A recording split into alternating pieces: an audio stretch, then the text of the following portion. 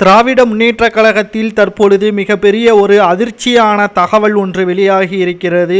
பொன்முடி அவர்கள் மற்றும் அவரது மனைவி விசாலாட்சி இவர்களுக்கு 5 ஆண்டுகள் சிறை தண்டனை உச்சநீதிமன்றம் ஏற்கனவே இவர்களுக்கு சிறை தண்டனை விதிக்கப்பட்ட நிலையில் இவர்கள் சிறைக்கு செல்ல தேவையில்லை என்று அதிகாரப்பூர்வமாக அறிவித்தது. காரணம், இவர்களது உடல்நிலையை கருத்தில் கொண்டு நீதிபதி தீர்ப்பு வழங்கினார். ஆனால் தற்பொழுது பொன்முடி அவர்கள் செய்கின்ற சேட்டைகள் அனைத்திற்கும் தற்பொழுது நீதிபதிகள் கேள்விகளை எழுப்பியுள்ளனர். அரசு மருத்துவர்களிடம் லஞ்ச பணம் கொடுத்துவிட்டு உடல்நிலை சரியில்லை என்று சர்டிபிகேட் வாங்கி கொண்டு தற்பொழுது சிறைக்கு செல்வதில் இருந்து தப்பித்து விட்டதாக நினைத்து கொண்டார். ஆனால் இவர் செய்த செயலால் தான் தற்பொழுது மீண்டும் இவர் சிறைக்கு செல்ல உள்ளார். குறிப்பாக பொன்முடி அவர்கள் வருமானத்திற்கு அதிகமாக சொத்து வைத்ததாகவும் அவரது மனைவி பெயரிலும் சொத்து குவிப்பு வழக்கு பதிவு செய்யப்பட்டிருக்கக்கூடிய நிலையில் குடும்பத்தோடு தற்பொழுது பொன்முடி அவர்கள் வருகின்ற 24ஆம் தேதி மீண்டும் சிறைக்கு செல்வார் என்று உச்சநீதிமன்ற நீதிபதி கூறியுள்ளார்.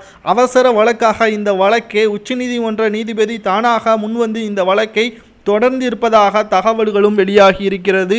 ஒட்டுமொத்த திமுகவிற்குமே தற்பொழுது கதி கலங்கிவிட்டது என்றே நாம் கூறலாம். பொன்முடி அவர்கள் சேலத்தில் நடைபெற்ற மாநாடாக இருக்கட்டும், திருச்சியில் நடைபெற்ற மாநாடாக இருக்கட்டும், உதயநிதி ஸ்டாலின் அவர்கள்தான் அடுத்த முதல்வர் என்று கூறிக்கொண்டு பிரச்சாரத்தை மேற்கொண்டிருந்தார். உடல்நிலை சரியில்லாதவர் எதற்காக வீதிகளில் இறங்கி பிரச்சாரம் மேற்கொள்ள வேண்டும்?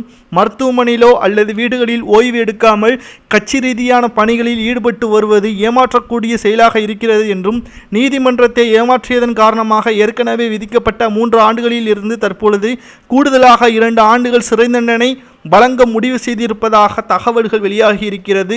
அதிகாரப்பூர்வமாக வருகின்ற 24ஆம் தேதி உச்சநீதிமன்றம் பொன்முடி அவர்களுக்கும் அவரது மனைவி விசாலாட்சி அவர்களுக்கும் 5 ஆண்டுகள் புழல் சிறை தண்டனை வழங்குவதாக எதிர்பார்க்கப்படுகிறது. இதை பற்றி உங்களது கருத்துக்களையும், அதிகபட்சம் எத்தனை ஆண்டுகள் தண்டனை வழங்கலாம் என்பதை உங்களது கருத்துக்களை கமெண்ட் வாயிலாக கூறுங்கள். நன்றி, வணக்கம்.